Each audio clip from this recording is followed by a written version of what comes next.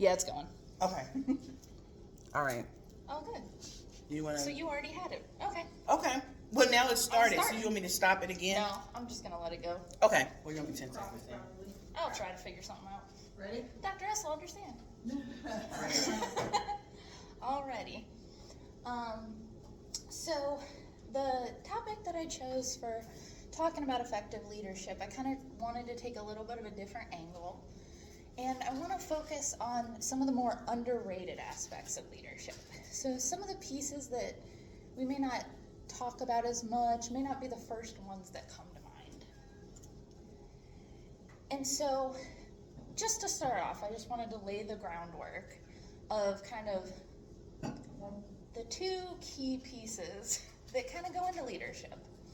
One is the results, so driving action.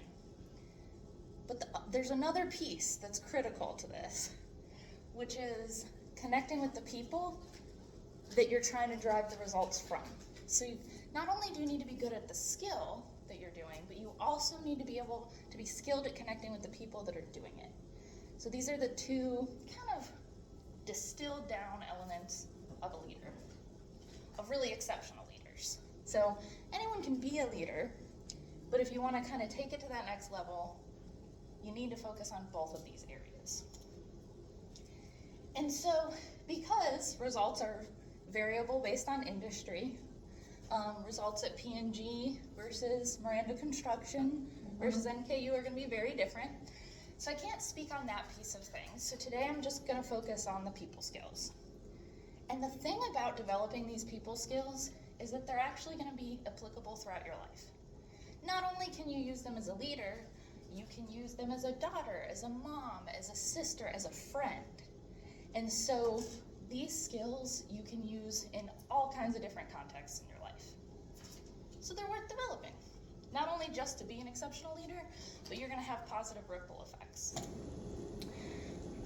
I know we looked at this quote in Dr. S's class last time around, so I'm a little bit of a nerd, but will somebody read out this one for me? I've learned that people will forget what you said, people will forget what you did, but people will never forget how you made them feel. Absolutely. I came across this quote when I was a much younger person, and it stuck with me because it is so true. My second grade teacher, I don't really remember what I was taught in second grade, but I remember that she was mean to me. And I am 33 years old, and I still remember that my second grade teacher made me feel small. This is truer than we kind of take credit for. People forget the details over time, but the impression that lasts is the emotional memory. Is how did you make them feel? Did you make them feel seen and heard? Or did you make them feel small?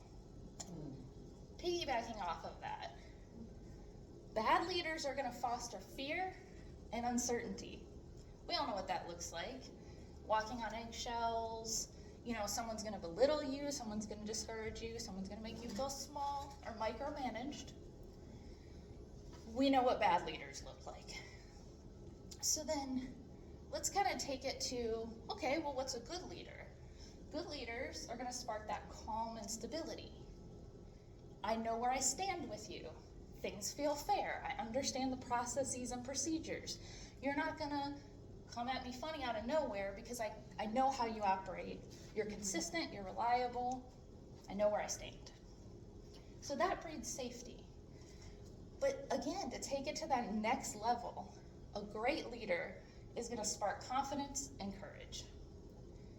And so not only, and you need those traits of the good leader, but to push it even further, not only do you need to be able to be consistent, fair, and reliable, you also have to be vulnerable, open, willing to challenge yourself and others to take it to greatness.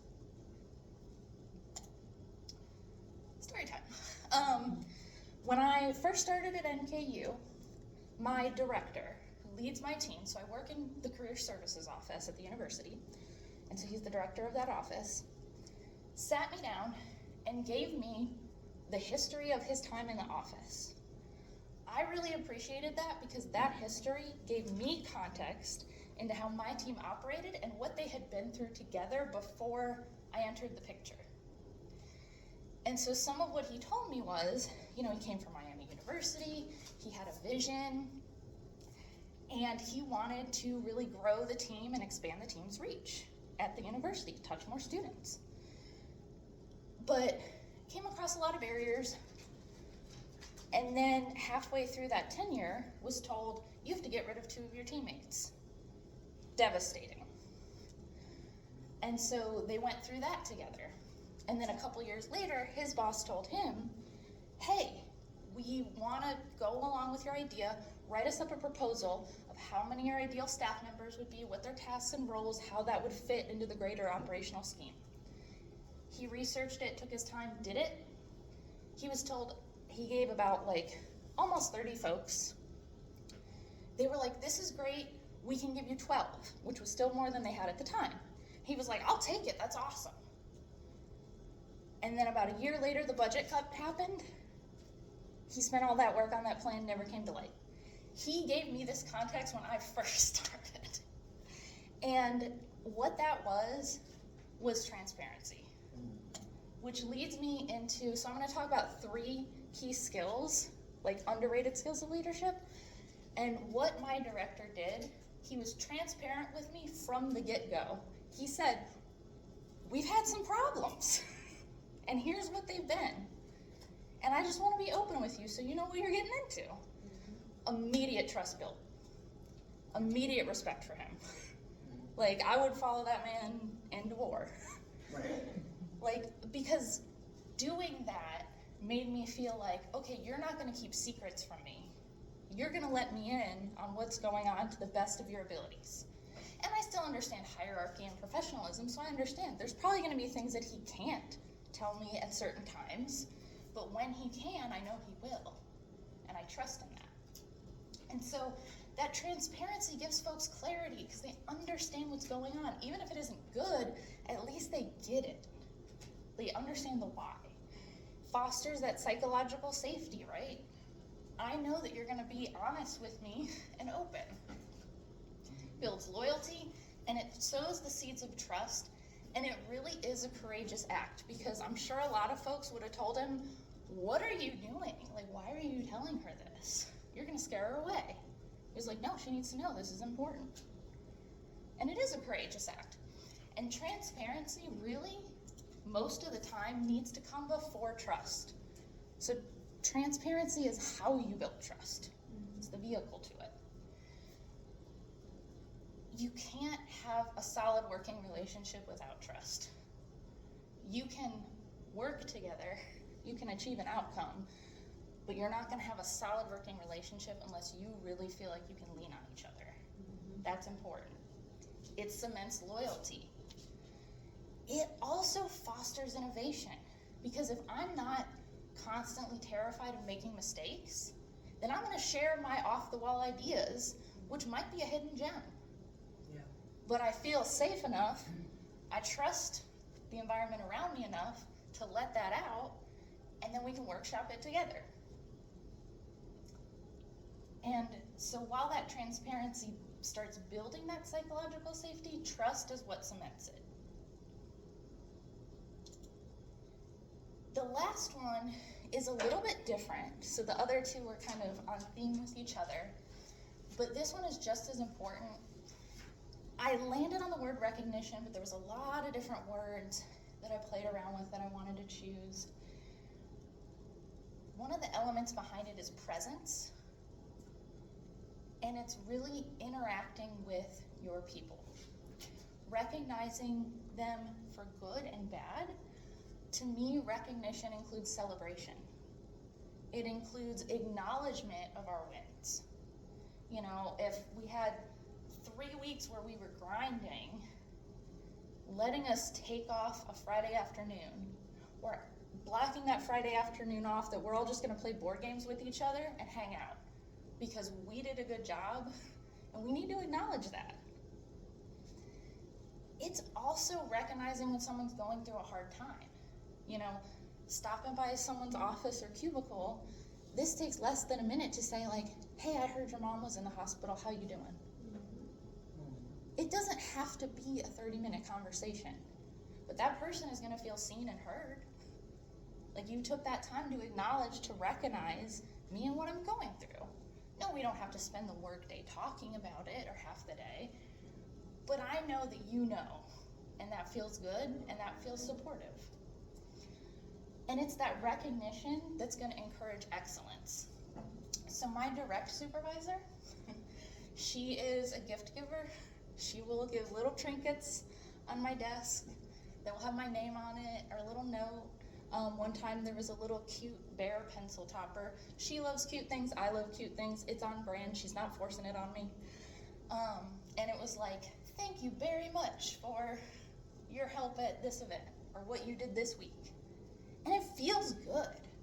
And I know that she's going above and beyond to do it, and it inspires me to want to go above and beyond to meet her expectations. And so that recognition is what's going to encourage excellence. It's going to stimulate engagement amongst your folks, and it affirms your investment in their performance, and it affirms folks' own investment in their performance. Like, oh yeah, I'm here for a reason. This is why I want to do this. It almost answers the why, because people are seeing what I'm doing. And it cements that connection, like, I know that you see me. I know that you've got my back. And so, to wrap up, recap the 3 points. So, be reasonably transparent. And I wanted to add that word reasonably, like Brene Brown talks about. You know, you don't have to let it all out. It's not always safe to share your deepest, darkest secrets to everyone. Not everyone deserves that, those different pieces of you. But as much as you can, just try to give folks a clue in. Try to test the waters. If you see that someone kind of sucks, isn't the nicest, doesn't receive things well, okay, maybe I'm not going to open up to them anymore. But at least I know. I tried it out, was courageous. Build trust with your folks. We know what building trust looks like. Consistency, reliability, being there for folks. And the big one is make time for recognition. This is always the first thing that goes off the to-do list because it feels fluffy, it feels excessive. But like I said, walking over to someone like, hey, how you doing today? Less than a minute. Unless that person's a talker, but context. You can send them a nice little thank you card. Right. Then you know you're not going to get into a big conversation. But there's so many different ways to do it. And so, thank you all for listening. Oh, I went over.